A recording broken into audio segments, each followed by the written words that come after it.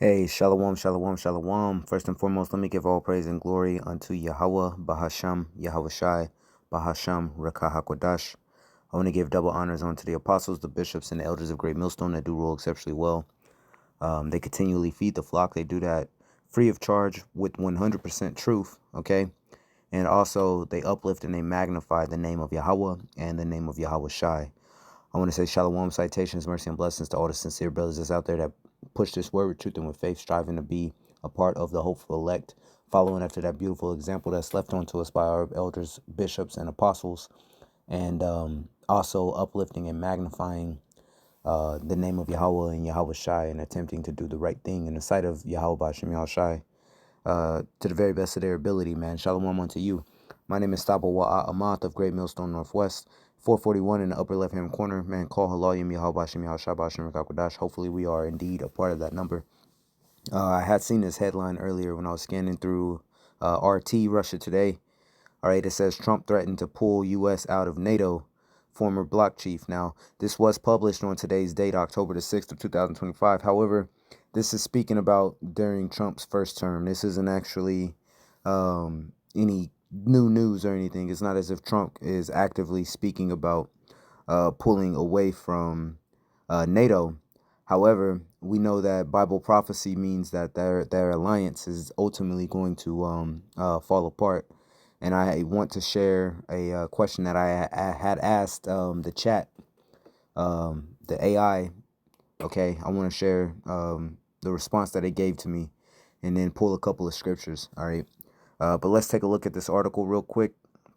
Well, parts of the article, it says U.S. President Donald Trump threatened to withdraw from the North Atlantic Treaty Organization, which would have brought the bloc to the brink of collapse. Former NATO Secretary General Jens Stoltenberg has claimed. Okay, now of course this is speaking about again Trump's first term, so this was back in 2018 when Trump had made this threat.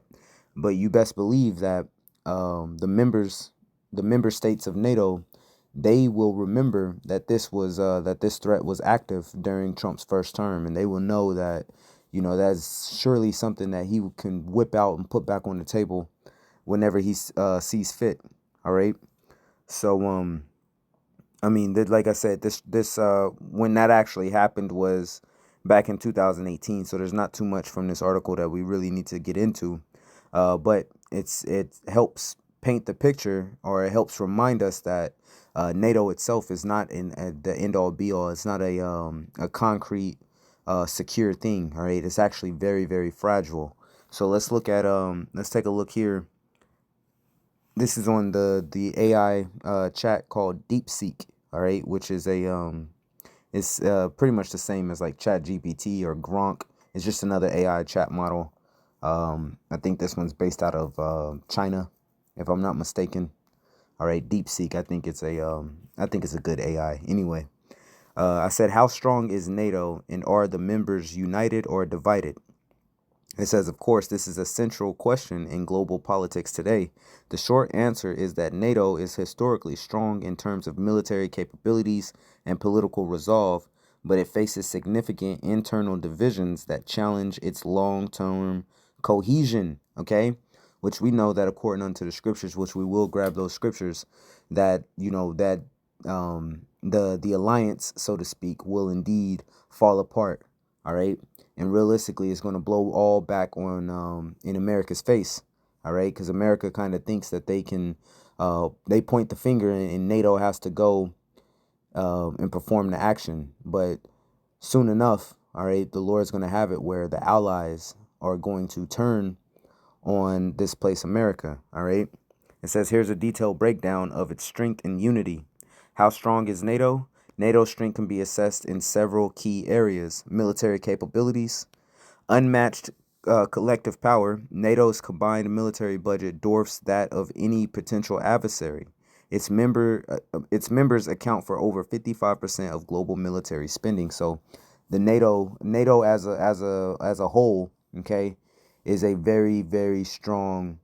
Um, it's a very strong military.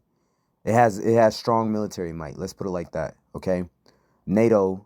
with all its member states together working in unison would be a very strong force. However, the problem with that is that it's not actually it's not actually a unified front, NATO, especially with the actions that's happening over there in the Middle East with Israel. A lot of the NATO countries are not in league with what's happening over there in the land of Israel. All right.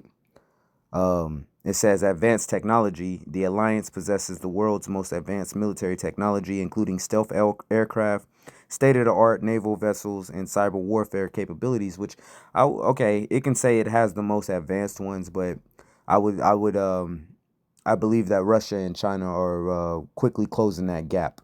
All right, as far as how advanced their technology is, include with all of the naval vessels, the cyber warfare capabilities, and the stealth aircraft capabilities. I believe that Russia and China are both working on their own forms, including the other militaries as well, are working on their own versions of these things to where they can be formidable.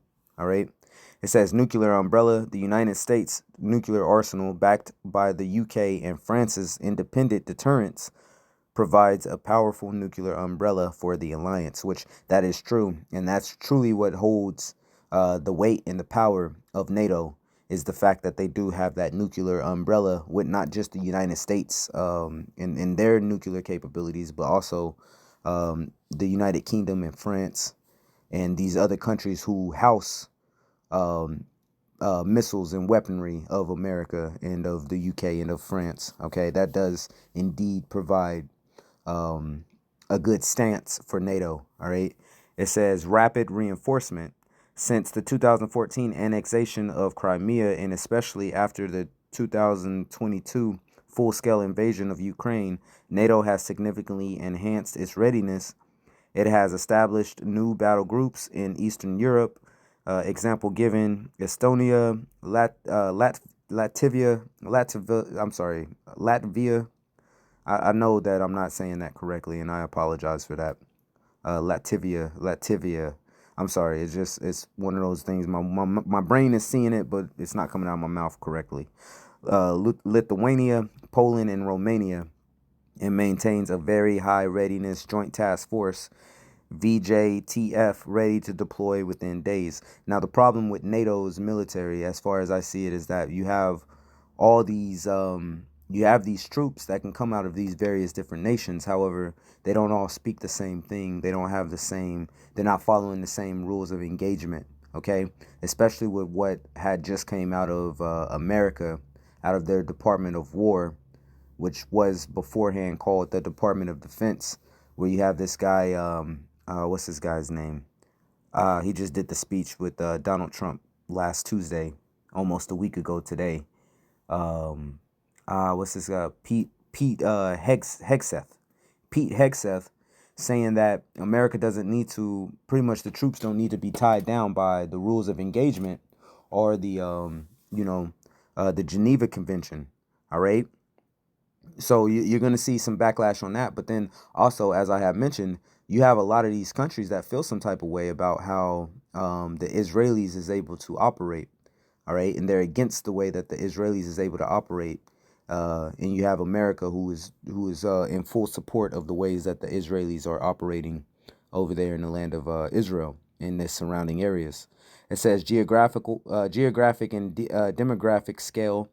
With 32 members following the ascension of Finland and Sweden, NATO spans North America and Europe, creating a massive strategic footprint, which, yeah, it has a lot of countries. Okay. It has the majority of the countries of Europe. Okay. And then also um, America, Canada. I'm not sure if Mexico is actually a part of it or not. But it has a big span for especially the world global economy. It has it has a good hold on those countries. All right. However, with BRICS coming up, you have a lot of other countries that are joining in with BRICS, to where this NATO alliance is not as beefy or as powerful as it once was. Okay, because now you have, it's not just the one world, one polar world. It's multipolar now. because the BRICS is growing in strength, because you not only have Russia, you also have China in the mix of that. Okay, and India is not a small player either in the mix of that. Okay, because it's believed that India as well has nuclear capabilities. Okay. It says it encompasses some of the world's largest economies and most technologically advanced nations. Okay, speaking of those ones that's within NATO's membership. All right. Number 3 says Article 5, the core of deterrence, the principle of collective defense. An attack on one is an attack on all, remains the bedrock of the alliance. It has only been invoked once after the 9/11 attacks, demonstrating its gravity and credibility. This is NATO's ultimate strength, which realistically they showed that in Kosovo. Okay, back in the Kosovo War back in March 24th of 1999 is really when they showed NATO's collective power. Okay, which NATO in the scriptures in the book of Revelation is known as the beast. All right. Belgium, France, Luxembourg, Canada, Iceland, the Netherlands, Denmark, Italy, Norway, Portugal, UK, the US. That's on the lines of the first nations that came together to form NATO. It was before called the ECC. I'm sorry, yeah, the EEC, the European Economic Community. All right, which turned into the EU. All right, with the Treaty of Rome back in March 25th of 1957. You had pretty much NATO formed on April 4th of 1949. All right, and it has taken on much more members than the original ones, and has become the powerhouse in the world that it is. However, it's on very rocky ground. You know, the glue's coming undone, so to speak. Okay, it says, are the members united or divided? And this is where we're starting to get into it. All right, it says this is the more complex part of the equation. The alliance is simultaneously experiencing a powerful rallying effect and deep-seated structural divisions. Okay, which that kind of seems like an oxymoron, that it's having a powerful rallying effect, which you're seeing that in the news. You're seeing them saying that they need to prepare for war against Russia. All right, you're seeing that happen. Okay, but then what's not being spoken about so publicly is the deep-seated structural divisions, because the alliance itself is hurting the members. Okay, it's hurting the members to be a part of that alliance more than what the benefit would be of them being protected underneath a Russian attack. Okay, it says the Russian threat. Number 1, the forces driving unity. The Russian threat. The full-scale invasion of Ukraine in 2022 was a seismic shock that fundamentally reset NATO's purpose. It silenced many doubts about the alliance's relevance, relevance, and triggered a massive increase in defense spending across Europe, the historic applications of Finland and Sweden ending decades of neutrality, a more unified front in providing military and financial aid to Ukraine, which that's all kind of rocky as well. Okay, the military financial aid to Ukraine, you have some countries that really support that. You have other countries who are pulling back on sending aid to Ukraine. Okay, especially since they see Ukraine as a bad actor, as a corrupt state. Okay, it says U.S. leadership under Biden. Now this is under Biden, the Biden administration. This is underneath the forces driving unity. So underneath Biden's leadership, the Biden administration had reaffirmed America's commitment to NATO, rebuilding trust that was frayed under the previous administration, which that trust was frayed. And we had read that article how back in Trump's first term, he was threatening to pull out of NATO. Okay, he was threatening to pull out of it, which if America pulls out of NATO, it's going to fall apart. All right. It says the U.S. remains the indispensable core of the alliance, right? So if the U.S. pulls out of it, there's no point for the other countries to remain in NATO, okay? Now, the U.S. has those other countries pretty much to be that buffer, to be the, if anything pops off, the U.S. has them there to be the battleground, all right? And to use them as pawns. But if the U.S. pulls out of NATO, there's no reason for those European countries, all right, to maintain that same stance which a lot of those European countries are kind of questioning, man. All right, you had the Russian gas has always been a big topic on whether these countries, which really would benefit much better for their economies, their economies will benefit by using by purchasing and using Russian gas. However, with America's stance and America's influence, these countries has pretty much gone away from using Russian gas. Okay, even though it's right there, they can build pipelines. They can. It's much closer and accessible for them to be able to use it. All right. It says instructional, institutional, institutional cohesion. I'm sorry, Salakia. I do have a you know, some words get me. Institutional cohesion, all right? It says NATO's bureaucratic machinery, headquarters, command structure, and joint exercises functions effectively, fostering consistent cooperation and what do we got here? Interoperability, interoperability, all right, among member states. Let's look up this word, interoperability. Interoperability. Let's try to find that. Interoperability. Let's see how it's said. Interoperability. The ability of computer systems or software to exchange and make use of information. The ability of military equipment or groups to operate in conjunction with each other. All right. Let's go back to what it was saying. Fostering, talking about joint. Let's read this again. It says NATO's bureaucratic machinery, headquarters, command structure, and joint exercises function effectively, fostering constant cooperation and interoperability among member states' militaries. So the militaries, because they do training, the militaries have kind of an idea of how to use America's equipment. Let's be honest, it's mostly America's equipment. You're gonna get German equipment, you're gonna get some France or the UK equipment, but mostly the weaponry is going to be the American equipment. Okay, forces divide and division. All right, the burden sharing debate. This is perennial issue. All right, Salakia for these words. That's a little out of my scope here. It says this is a perennial issue. The U.S., which accounts for roughly 70% of total NATO defense spending. So it just said that earlier. It said that NATO, with all of its states, have 55% of the military spending, but the United States itself makes up roughly 70% of NATO spending. So America's military budget is astronomical, man.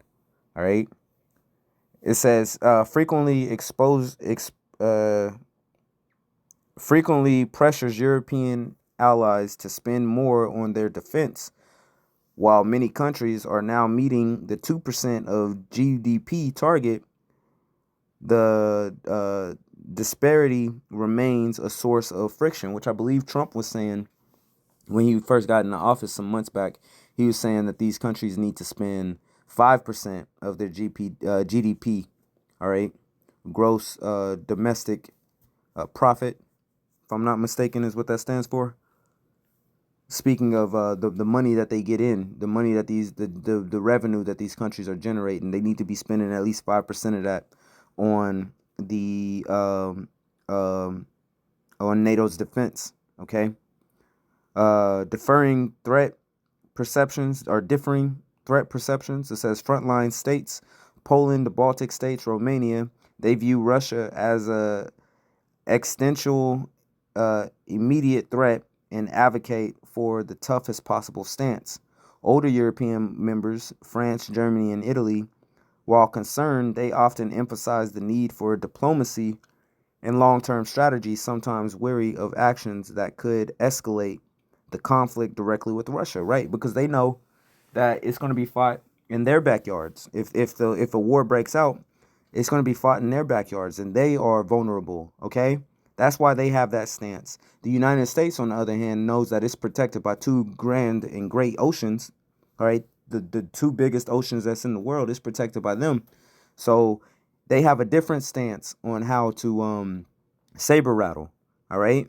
It says divergent strategies outlook or divergent strategic outlook. I'm sorry. France has long pushed for strategic autonomy for Europe, wanting it to be less dependent on the United States and capable of acting independently. The US and UK traditionally favor a transatlantic version where NATO is the primary vehicle for European defense, closely tied to Washington. The China question. It says there is no consensus on how to handle China. The U.S. views China as a pacing threat and wants NATO to focus more on the Indo-Pacific. Many European powers, e.g., Germany and France, see China primarily as an economic partner and a systemic rival, but not a military one. They are reluctant to let NATO become an anti-China bloc, fearing it would harm their economic interests. So these countries are they got deals going on with China, man. Okay? They got a lot of partnerships that's happening with China's economy. And that's why they take the stance that they take. All right? Now, the America was heavily tied with China, and all of that's being hurt by the President Donald Trump, Nero, with the actions that he's taken, and with the tariffs that he's taken, with his hard stance against China that he's taken. Okay? It says political validity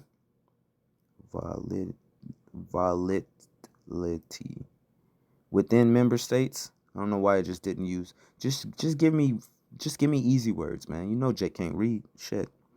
It says the potential return of Donald Trump, who has expressed skepticism about NATO and even suggested he might not defend allies who don't pay their bills, hangs over the alliance like a dark cloud. You see that? So Donald Trump, with his statements, just like back in 2018 where he was threatening to pull out of NATO, his statements like he's not going to defend an ally, he's not going to participate in attack on one, attack on all, because of some of these countries not paying their bills as he would like the bills to be paid, man. Okay?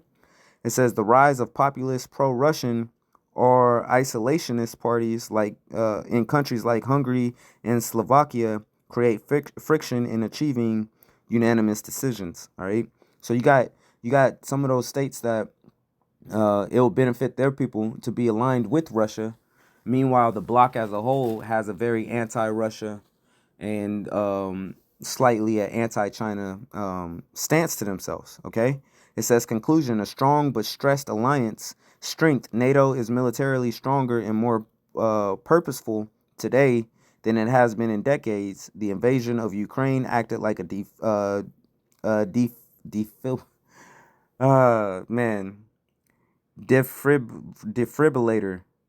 Defibrillator. I know what the word means. It's just, man, I have a hard time pronouncing some of these words.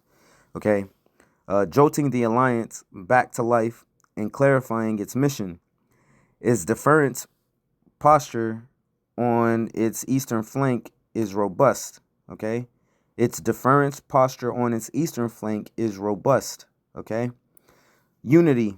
The unity is real but fragile. All right. The unity of NATO is real but fragile. It is currently held together by the immediate shared threat from Russia. However, beneath the surface, the old divisions over burden sharing, strategy, and how to deal with China persist.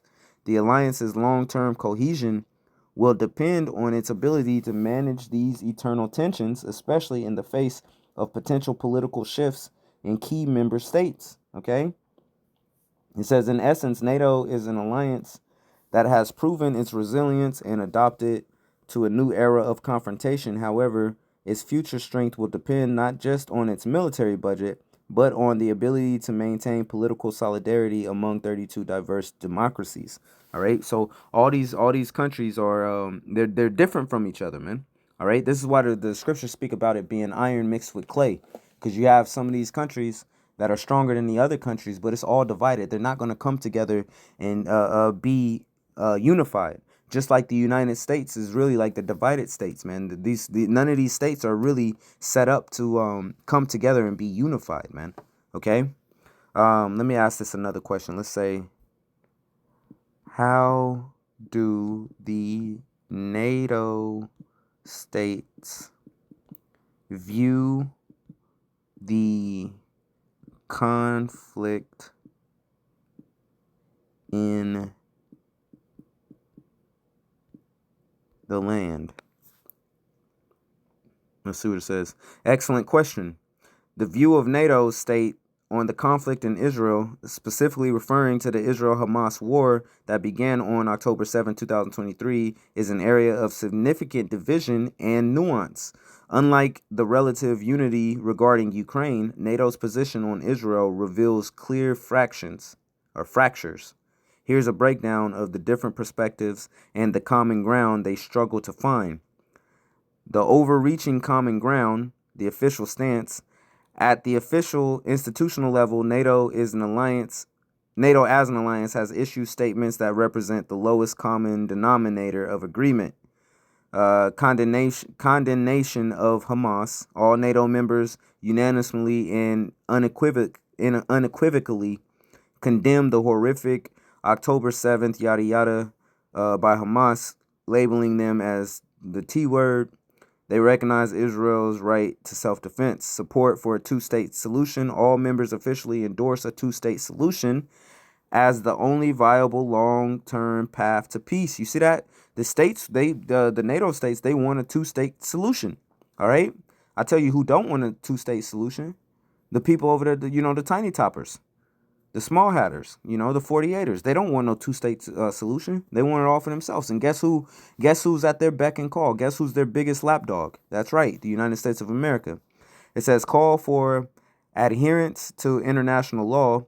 Official statements emphasize the need for all parties to comply with international humanitarian law, including the protection of civilians. Well, the United States just publicly admitted that they don't care to follow any longer the rules of engagement or the Geneva Convention.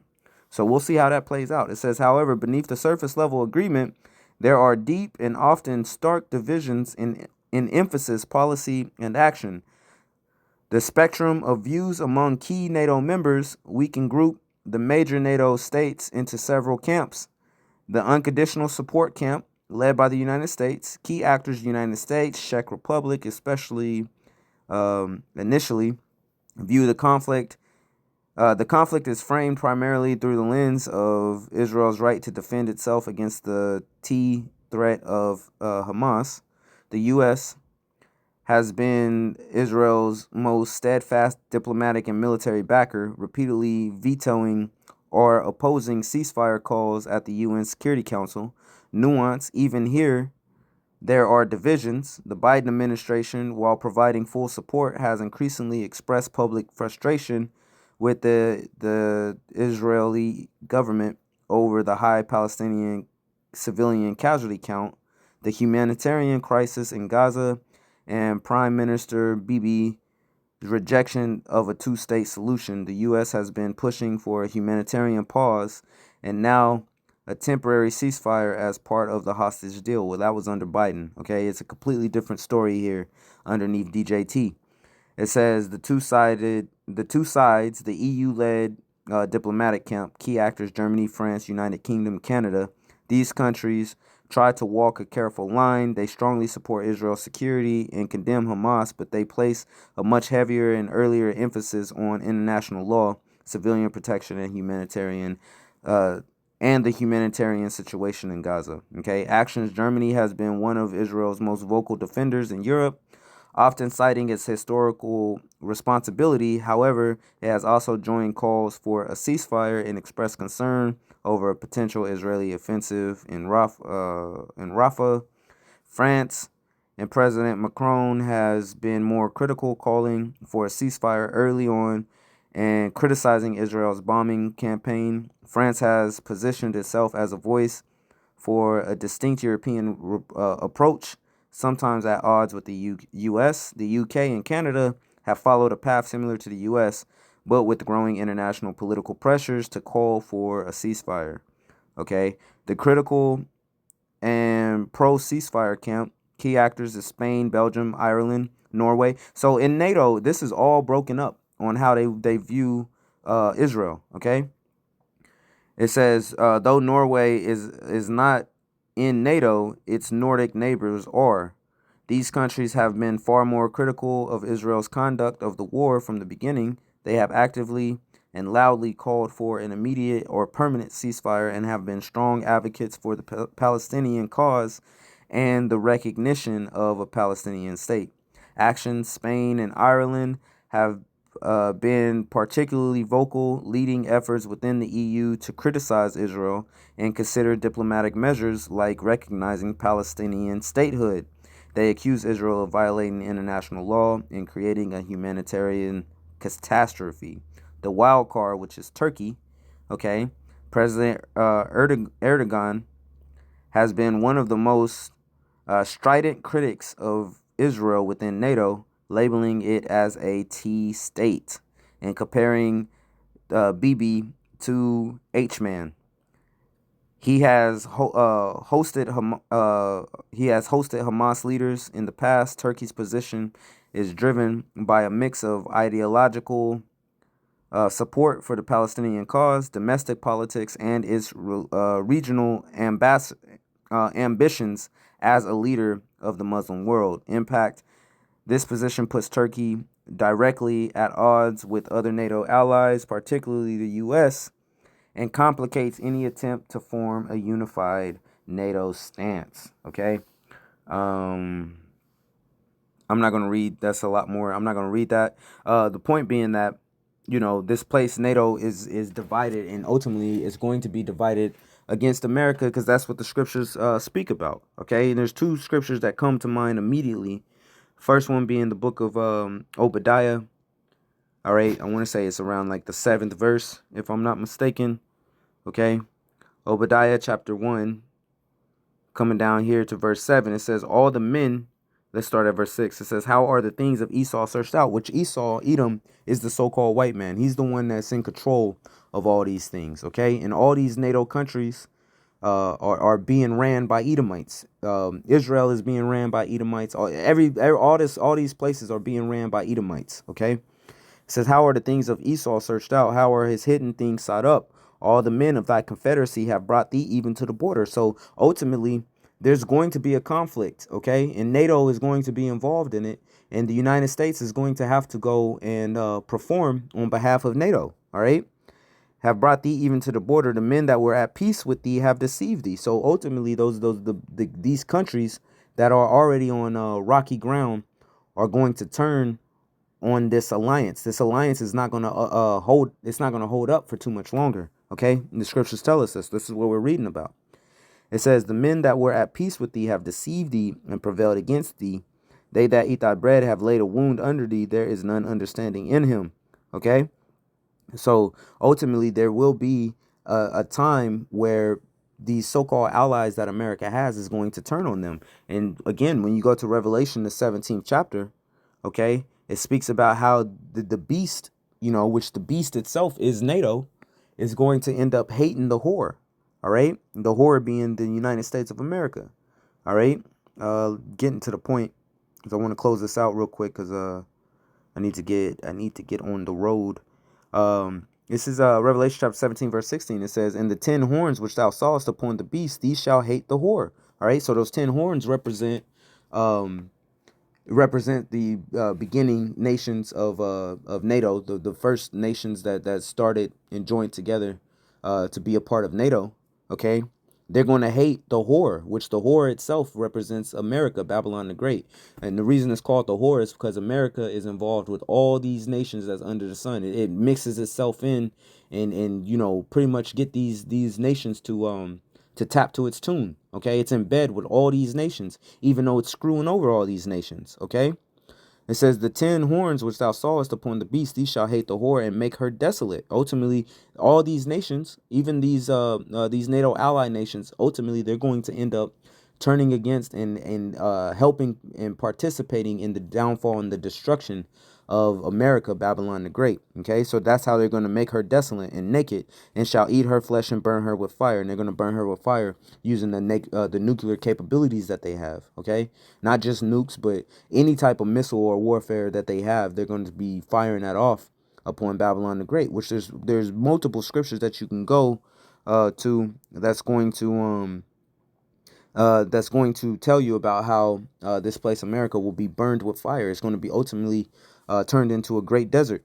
Okay, it's going to turn into a great desert. There will be no people over here anymore. That's how sore of a destruction America, Babylon the Great has. So even though it's at the head of NATO right now, what America's not taking into account is that these nations are looking at America sideways, man. When America walks out the room, all these nations are murmuring, they're whispering, all right, and they're speaking on how on what they, they're making plans on what they can do, because America ultimately is ruining things for them. It's making things tough. This guy DJT is making things tough on its allied nations. Okay, so I just wanted to get into that. All right, I just want to read what it said here on DeepSeek. I wanted to share that. Hopefully you was able to get something out of it. Okay, Salakia, there was a couple more scriptures that I wanted to get, but I need to get going. So and this video is long enough as it is. Hopefully there was some information you can get out of this, man. Continue to cry out unto Yahweh Shem Yahshai in hopes that we can get the hell out of this place real soon, man. Until next time, I'm going to say shalom.